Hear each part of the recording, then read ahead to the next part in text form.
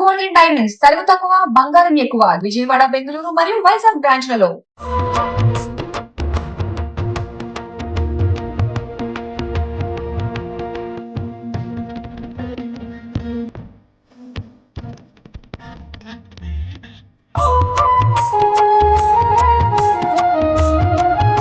Thanks Guruji. అసలుకి నేను particular గా ఈ ప్రోగ్రామ్స్ చూస్తూ ఉంటా. Thank you Guruji. ప్రజెంటేషన్ అసలు ఘంటసాల వారి ఇంట్లో నువ్వు ఒక మనిషిలాగే చక్కగా వాడతావు.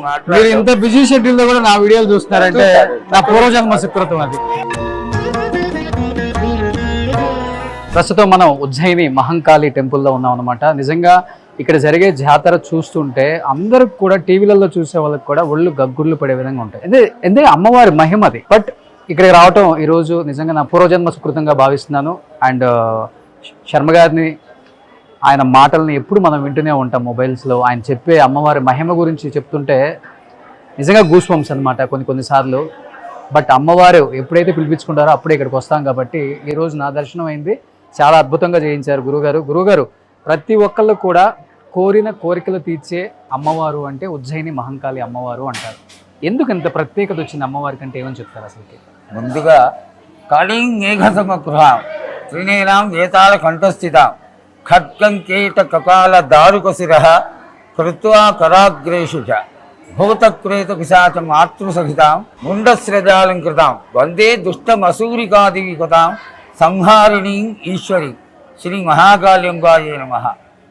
నిజంగా కూడా జగత్తులో మాతృస్వరూపానికి ఉన్నటువంటి మాత అనేటువంటి లక్షణానికి ఎంత మాధుర్యం ఉందో ఈ మహాకాళి దేవస్థానంలో ఆ మాతృదేవత చక్కటి ఆశీర్వాద బలం 250 సంవత్సరాలుగా గోనాలుగా ప్రసిద్ధి కాంచినటువంటి ఈ భాగ్యనగరంలో సికింద్రాబాదులో ఈ గడ్డ మీద అమ్మవారు వెలగడమే కాకుండా ఆనాటు ఉన్నటువంటి డోలీగేరర్లు మిలిటరీ వాళ్ళు ఇంచుమించుగా చుట్టుపక్కల ఉన్న భక్తులందరూ అమ్మవారిని ఆశ్రయించడం, ఏ విధంగా మసూచి ఇతరులైనటువంటి రోగాలు అంటువ్యాధులు ఎక్కువగా రాకుండా కాపాడడం కోసంగా అమ్మవారు వీళ్ళందరూ కలిసి అమ్మవారిని వేడుకున్నారు. అమ్మ, మాకు ఈ రోగాల గారి నుండి కాపాడి మమ్మల్ని కానీ స్వస్థత పొందే విధంగా నువ్వు ఆశీర్వదించినట్లు అవుతే మేము నిన్ను తీసుకొచ్చి ఉజ్జయిని నుంచి ఇక్కడ స్థాపన చేసుకుంటాను తల్లి అని వేడుకోగా భక్తుల మొరలాలకించి మాతృస్వరూపుని కదా, అమ్మ కదా, అందుకని అందరినీ గొడిలో పెట్టుకుని తన గిడ్డలుగా అందరినీ కాపాడింది అమ్మవారు. దానికి కృతజ్ఞతగా ఆషాఢ మాసంలో వచ్చేటువంటి మొట్టమొదటి ఆదివారం నాడు, ఆషాఢ మాసమే విశేషం ఏమిటి అంటే సాధారణంగా ఎండలు వెళ్ళిపోయి వానలు కొడుతున్నటువంటి సమయంలో ఆ రోజుల్లో విపరీతంగా మసూచి కలరా లాంటి రోగాలు విపరీతంగా వచ్చాయి. వాటి నుండి కాపాడే దేవత యొక్క అండ కావాలి, ఆవిడ యొక్క ఆశీర్వాదం కావాలి. అలా ఉన్నట్లయితే మనం బతికి బట్టకడతామనేటువంటి ధైర్యంతో ఆవిడని తెచ్చుకొని ఆషాఢ మాసంలో ఇక్కడ కొలుకులు మొదలుపెట్టారు, పూజలు చేయడం మొదలుపెట్టారు, ఈ జాతర మొదలుపెట్టారు. దాన్నే గోనాలు, లష్కరు గోనాలు పండుగగా ప్రసిద్ధికి ఎక్కినటువంటి ఈ ఘట సంబంధమైనటువంటి గోనాల సంబంధమైనటువంటి తెలంగాణ ఆడబిడ్డలందరికీ కూడా ఎంతో ఆనందదాయకమైనటువంటి ఈ లష్కర్ గోనాల పండుగ మొట్టమొదటి ఆదివారం నాడు అమ్మవారిని ఘటస్వరూపంలో ఎదుర్కొని వచ్చి 2 వారాలు కూడా ఆనాడు ప్రసార మాధ్యాలు కానీ ఇతరములైనటువంటి వెసులుబాట్లు కానీ లేని సమయంలో అమ్మవారిని ఆశ్రయించి ఇంటింటికి తిరిగి పెద్దవాళ్ళని, ముసలి వాళ్ళని, రోగ ఆర్తులని వీళ్ళందరినీ కాపాడడం కోసంగా ఘట స్వరూపిణిగా, ఘటము అంటే అందరికీ తెలిసినటువంటిది. కలశాన్ని ఏ విధంగా అయితే మనం పెట్టి పూజలు చేసుకుంటామో ఆనాడు కామరజనులందరూ కూడా ఘటస్వరూపంగా అలంకారం చేసి ఆ అమ్మవారిని శిరస్సును పెట్టుకొని మేళతాళాలతో తీసుకొచ్చి ఇంటింటికి తిక్కి 15 రోజులు అమ్మవారు గ్రామము నగరము తెలంగాణ ప్రాంతం అంతా కూడా తిరుగుతుంది. తిరిగిన తరువాత 15వ రోజు తెల్లవారుసామున 4:05 దివ్య మంగళ స్వరూపిణి అయినటువంటి మహాకాళి అమ్మవారు అలంకార పూరితయ్యి భక్తులందరికీ దివ్య మంగళహారతితో నగర పెద్దల సమక్షంలో అందరికీ ఆ యొక్క దివ్యమూర్తి స్వరూపాన్ని అందరికీ చక్కగా ఆనందంగా కండువుగా దర్శనాన్ని ఇస్తుంది. ఇంత చక్కటి ఈ యొక్క పండగలో ముఖ్యంగా ముత్తైదువులకి ముఖ్యమైనటువంటి ఈ బోనాల పండగ 4:05 ఎప్పుడైతే ఈ హారతి మొదలైందో అక్కడి నుంచి కూడా ముత్తైదువులందరూ తలస్నానాలు చేసి చక్కటి కుండలో పాయసాన్ని వండి దానికి అలంకారం చేసి బొట్లు కట్టి దానిపైన ఇంకొక చిన్న కుండ కట్టి దానిలో చల్లని పానీయం నీళ్లు పోసి పసుపు కుంకుమలు వేసి వేకమండలు కట్టి మజ్జిగ కొన్ని ప్రాంతాలలో 3 వంతులుగా మజ్జిగే కోస్తారు. ఒక వంతు జనం వాళ్ళ ఇష్టానుసారంగా కళ్ళు అనేటువంటి పదార్థాన్ని కూడా కోయడం జరుగుతుంది. ఇది ఎందుకు అంటే ఆ కోతలింగడికైనా ఈ విధమైనటువంటి పానీయాన్ని కానీ కోస్తే ఆ కోతలింగడు మహాకాళేశ్వరుడు దయతలిచి భక్తులందరినీ చల్లగా కాపాడుతాడు అనేది ఈ ప్రాంతంలో ఉన్నటువంటి అలవాటు. అయితే గోలంలో ఉన్నటువంటి పాయసాన్ని ఆడగిడ్డగా భావన చేసి మహాకాళి అమ్మవారికి తీపి వంటలు ఏ విధంగా అయితే ఇంటికి వచ్చినటువంటి ఆడగిడ్డకి కమ్మగా తినిపించి ఆనందపడేటట్టుగా చూసి పసుపు కుంకుమలు ఇచ్చి గొడిగియాలు కోసి చీర సారెలు పెట్టి అమ్మవారిని ఆనందపరిచినటువంటి రీతిలో ఈ తెలంగాణ ప్రాంతంలో అమ్మవారిని ఆడగిడ్డగా భావించి అమ్మవారికి ఈ విధమైనటువంటి క్రియ చేస్తారు. ఆ గంట దీపాన్ని దానిపైన ఉన్నటువంటి గంట దీపాన్ని అమ్మవారు స్వరూపంగా అమ్మవారి దగ్గర వదిలేస్తారు. ఇది అయిపోయిన తర్వాత సాయంత్రం వేళ ఈ అమ్మవారికి అయ్యుడ 7 అక్క చెల్లెళ్ళు అనేది ఒక ప్రతీతి తత్వమాతృకలుగా శాస్త్రంలో చెప్పుకుంటారు. కానీ ఈ ప్రాంతంలో మాత్రం అమ్మవారి 7 అక్క చెల్లెళ్ళు, ఈవిడకి ఒక తమ్ముడు. 7 అక్క చెల్లెళ్ళు అనేది మీరు ఒక మాట అన్నారు. ఇప్పుడు ప్లేగ్ వ్యాధి వచ్చినప్పుడు అమ్మవారిని అందరూ అంటే ఇప్పుడున్న మిలిటరీ వాళ్ళు ఎవరో వెళ్ళి మొక్కుకొని అమ్మవారిని ఇక్కడికి పిలిపించారు అన్నారు. సో మహంకాళి అమ్మవారు ఇక్కడ ప్రతిష్ట పొందారు. బట్ ఇంతమంది భక్తులు కోరిన కోరికలు తీర్చే మహంకాళి అమ్మవారు అని అందరూ చెప్తుంటారు కదా. మీరు ఇన్ని సంవత్సరాలుగా ఇక్కడ ఒక ప్రధాన అర్చకులుగా ఉన్నారు కదా, మీ జీవితంలో వచ్చిన మార్పు ఏంటి? ఎప్పుడైనా అమ్మవారితో మాట్లాడటం జరిగిందా? అమ్మవారు కనపడటం జరిగిందా? అసలు అప్పుడు ఎలా జరిగేది? మీరు చిన్నప్పుడు ఉన్నప్పుడు మీరు అన్నారు ఒక మాట ఇక్కడ వరకు మోకాళ్ళ వరకు రక్తం ఉండేది ఇక్కడ అని. ఎలా జరిగాయి అసలు అసలు ఏం చిన్నప్పుడు చూసినటువంటి మహాకాళి జాతరకి ఇప్పటికి సహస్రార వ్యత్యాసం వచ్చేసింది. ఎందువల్లంటే నేను చిన్నప్పుడుగా ఉన్నప్పుడు నేను ఈ వీధిలోనే కుట్టి, ఈ వీధిలోనే పెరిగి, ఈ వీధిలోనే చదువుకున్నాను. ఆ రోజుల్లో జన సందోహం తక్కువ, ఇంచుమించుగా చాలా తక్కువగా తెల్లవారుసామున వచ్చేవాళ్ళు. కాబట్టి 4 గంటలకు వస్తే ద్వారంలోంచి నేను లోపలికి దిగిపోయేవాళ్ళం. అటువంటిది ఈనాడు ఎప్పుడైతే చెన్నారెడ్డి గారు రాతి కట్టడంతో నూతనమైనటువంటి ఆలయాన్ని కట్టించి దానిలో పుష్పగిరి జగద్గురు శంకరాచార్య స్వామివారు, పుష్పగిరి వారు, శ్రీ శ్రీ శ్రీ విద్యానరసింహ భారతీ స్వామివారు వారి హస్తకమలాలతో ఈ ఉగ్రదేవత అయినటువంటి మహాకాళి అమ్మవారికి గుణప్రతిష్ఠ చేయించడం జరిగింది. అక్కడి నుంచి కూడా దేదీప్యమానంగా దినదిన ప్రవృద్ధమానంగా నాటికి జనం పెరిగిపోయి ఇంచుమించుగా ఈ 16 రోజుల్లో ఇప్పుడు 50 నుంచి 60 లక్షల మంది అమ్మవారి దర్శనార్థమై వస్తున్నారు.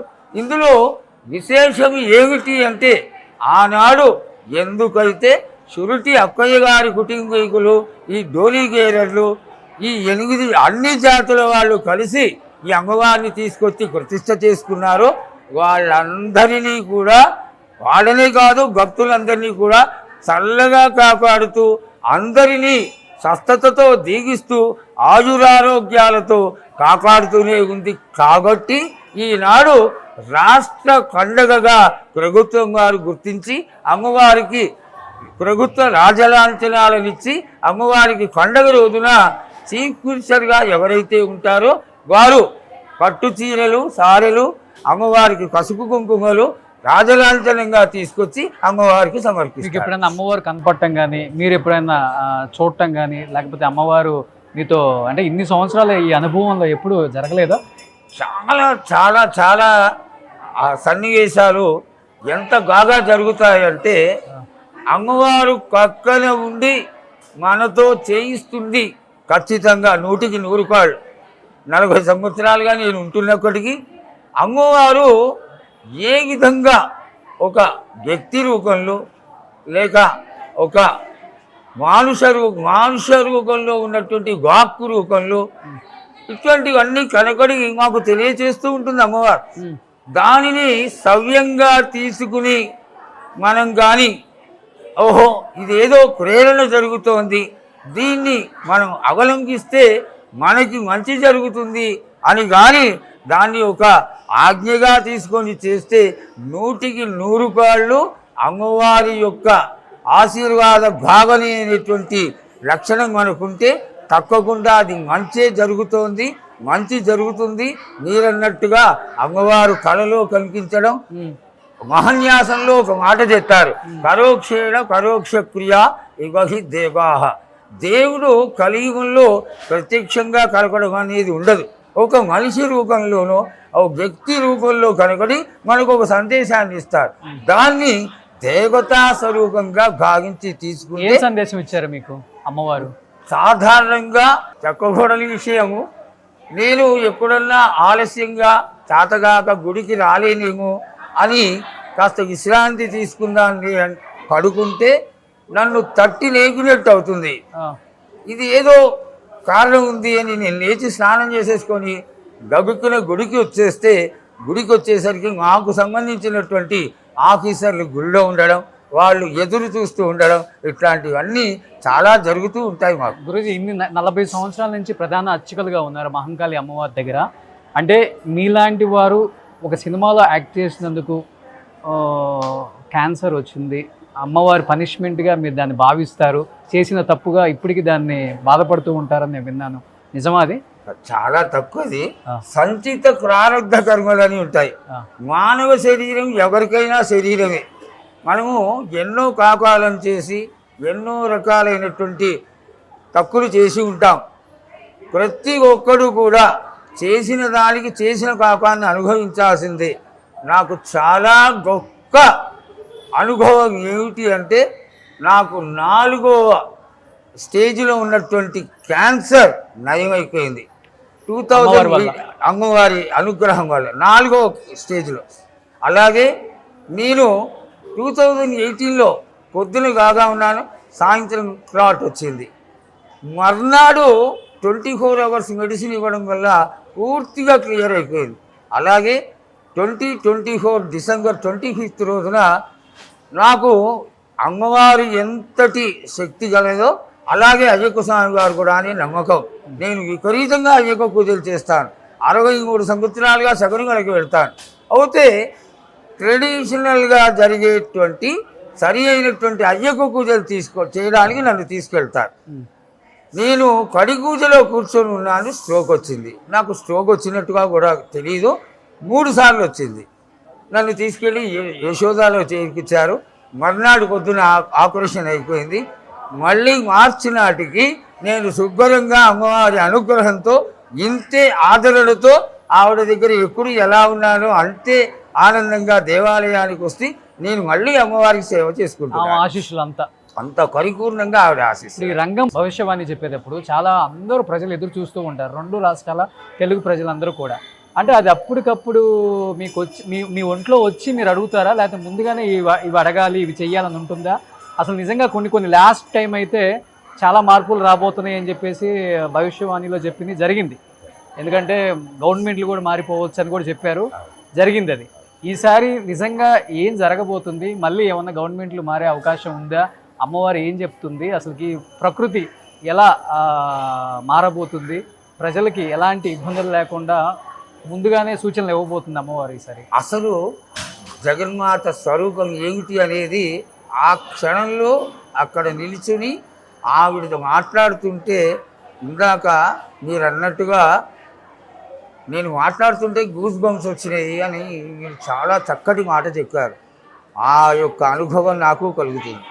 అమ్మతో మాట్లాడుతూ ఉంటే నేను జగన్మాత అయినటువంటి ముల్లోకాలలో ప్రసిద్ధమైనటువంటి అమ్మతో మాట్లాడుతున్నాను కదా, గొళ్ళు దగ్గర పెట్టుకొని మాట్లాడాలి, అనాలోచితంగా మాట్లాడకూడదు అని నా అంతర్గతమైనటువంటి భయం నన్ను ఎప్పుడు వెన్నంటుతూనే ఉంటుంది. దీనికి ముఖ్య కారణం ఏమిటి అంటే 250 సంవత్సరాల కిందట జాతర మొదలుపెట్టారు, జాతర చేసుకున్నారు. ఈ జాతర యొక్క గొప్పతనాన్ని, ఈ జాతర గొప్పతనం అంటే ఏ విధంగా జరిగింది, రోగాల గారిని పడకుండా జనాలు ఏ విధంగా తప్పుకోగలుగుతారు, ఎండలు ఎలా ఉంటాయి, వానలు ఎలా ఉంటాయి, సస్యము ఎలా ఉంటుంది అని తెలియజేయడానికి పామర జనం చక్కటి ఒక ఉపాయాన్ని ఎన్నుకుని జోగిని స్త్రీ, ఈ కులాలలో ఒక కులం జోగిని కులం కూడా, ఈ జోగిని కులంలోని వాళ్ళందరూ కలిసి అమ్మవారు అయినటువంటి ఈ మహాకాళి యొక్క స్వరూపాన్ని తెలుసుకోవడం కోసం జోగిని స్త్రీకి 11 సంవత్సరాలు పెంచి ఆమెని కట్టికి బాసింగం కట్టి శివుడికి భార్యగా కళ్యాణం చేసి ఆమెని సమాజానికి సేవ చేయడం కోసం వదిలేస్తారు.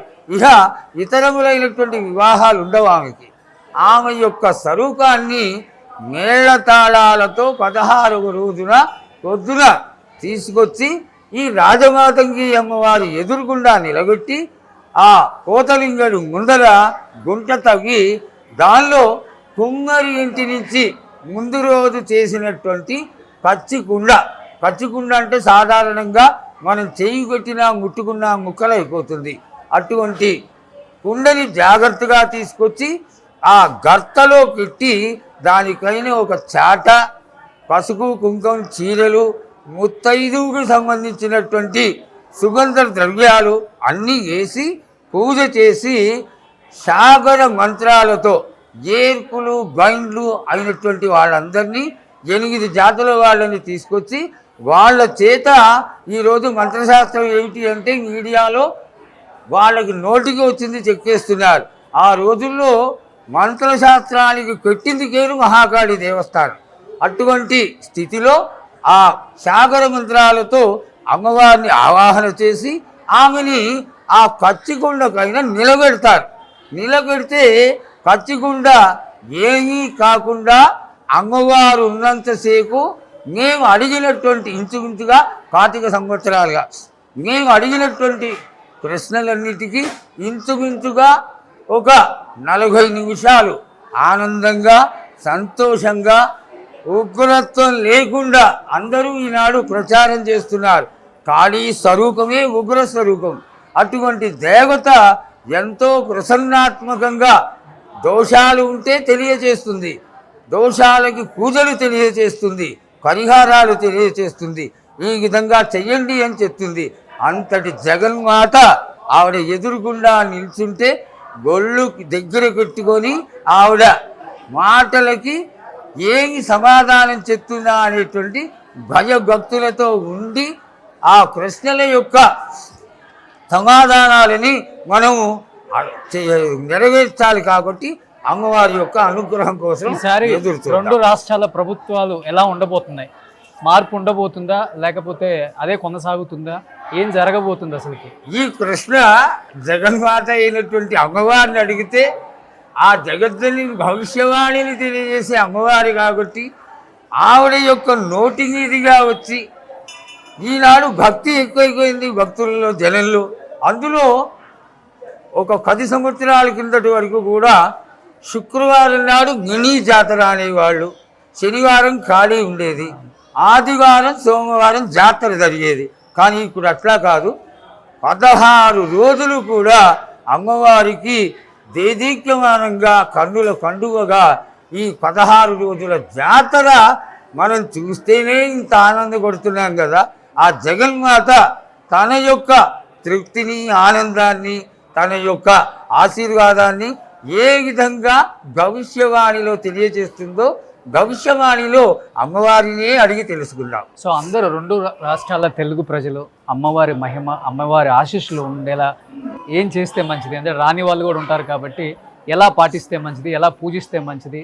మహంకాళి అమ్మ అంటే కలియుగంలో మహంకాళి అమ్మ ప్రత్యేకమైంది. ఇప్పుడు అందరూ పూజిస్తేనే చాలా గొప్ప అంటే మార్పులు అయితే కనిపిస్తున్నాయి. ఇప్పుడు ఎందుకు అంత ప్రత్యేకత చాటుకుంది, ఎస్పెషల్లీ ఈ కలియుగంలో ఎలాంటి పూజలు చేస్తే మంచిది మీరు అన్నట్లుగా? నేను మొట్టమొదటిగానే చెప్పాను, అమ్మ అల్క సంతోషి. ఒక పెళ్ళైపోయి అత్తవారింటికి వెళ్ళిపోయిన ఆడపిల్ల ఇంటికి వచ్చేసరికి మళ్ళా పుట్టింటికి కానీ వస్తే అన్నదమ్ములందరూ, అక్క చెల్లెళ్ళందరూ, తోబుట్టువులందరూ సరదాగా ఆనందంగా మనం అది చేసుకు తిందాం, ఇది చేసుకుందాం, ఆ మిఠాయిలు తిందామని చెప్పి గబగబా చేసి ఆ వచ్చినటువంటి ఆడబిడ్డకి చక్కటి మిఠాయిలు పెట్టడం మా తెలంగాణ సాంప్రదాయంలో. సరే, ఒకప్పుడు ఆంధ్ర తెలంగాణ కలిసి ఉండేది కాబట్టి ఆ ప్రాంతం అంతా కూడా ఇంట్లో చేసుకోవచ్చా మహంకాళి పూజ? తప్పకుండా చేసుకోవచ్చు. అదే అందరికి ప్రశ్న ఉంది, అందుకు తప్పకుండా చేసుకోవచ్చు. అయితే ఇక్కడ విశేషం ఏమిటి అంటే అమ్మ అల్క సంతోషి కాబట్టి ఆవిడకి శుద్ధిగా కొత్తగా కొనుకొచ్చినటువంటి కుండలో పాయసం వండుతారు, దానికి అలంకారం చేస్తారు. అలంకారం చేసిన దానిపైన శాఖలు పెడతారు, ఈ శాఖలపైన గండదీపం పెడతారు. దీన్ని అమ్మవారి ఆలయానికి తీసుకొస్తారు. ఇక్కడ చాలా గొప్ప విశేషం ఏమిటంటే పాయసం పెట్టడం.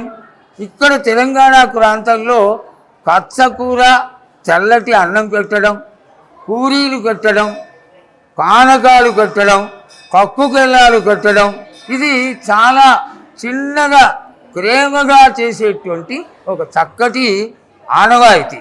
వాటిని అన్నింటినీ పెట్టి అమ్మవారికి ఆవిడ సంతోషపడితే ఆ తల్లి సంతోషపడింది, మనకి ఏ విధమైనటువంటి లోటు ఉండదు అనేటువంటి భావనతో గోనాల పండగ మొదలైంది. ఆ గోనాలే ఆనాటి నుంచి ఈనాటి వరకు కూడా లష్కర్ గోనాలుగా ప్రసిద్ధిగాంచడానికి గల కారణం.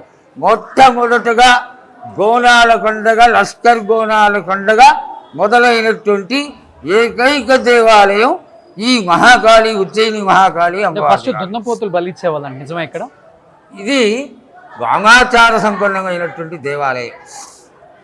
ఇక్కడ ఎంతటి మంచి మంత్రశాస్త్రవేత్తలు ఉండేవాళ్ళు అంటే భోగిరాల పెద్ద సుబ్బయ్య గారని ఉండేవారు.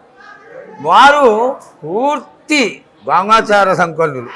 వారు పూజ చేసేటప్పుడు 2 కుండల కళ్ళు తాగి లోపలికి వెళ్ళి పూజ చేస్తే బయటికి వచ్చేటప్పుడు సర్వసాధారణమైన మనిషి లేచి వచ్చినట్టుగా వచ్చేసేవాడు. అంటే ఏమిటి అంటే ఈ 2 కుండల కళ్ళు కూడా తాగింది ఆయన కాదు, ఆయన స్వరూపంలో ఉన్నటువంటి అమ్మవారు.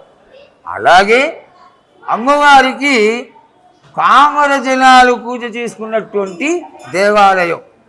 వేప చెట్టు కింద చాలా చిన్నగా అమ్మవారిని ప్రతిష్ఠ చేయడం, తర్వాత ఈ సురుటి అక్కయ్య గారి కుటుంబీకులందరూ కలిసి ఒక చిన్న గుడి కట్టడం, ఆ గుడిలో చేయడం, తరువాత 6 సార్లు ఈ మహాకాళి అమ్మవారికి పునఃప్రతిష్ఠ జరగడం జరిగింది.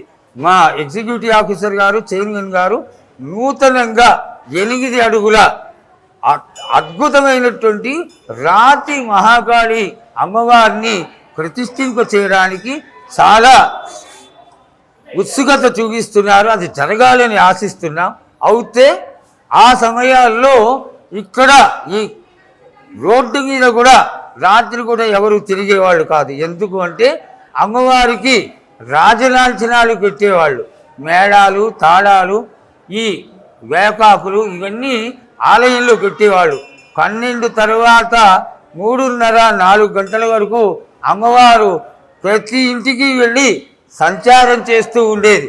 ఇక్కడ చుట్టుపక్కల ఉన్నటువంటి చురక వాళ్ళు కూడా అమ్మవారిని నమ్ముతారు. ఇక్కడ జాతర జరిగిన తర్వాత వాళ్ళందరి ఇళ్ళ నుంచి కూడా కొబ్బరికాయలు వచ్చి సమర్పించుకోవడం జరుగుతుంది.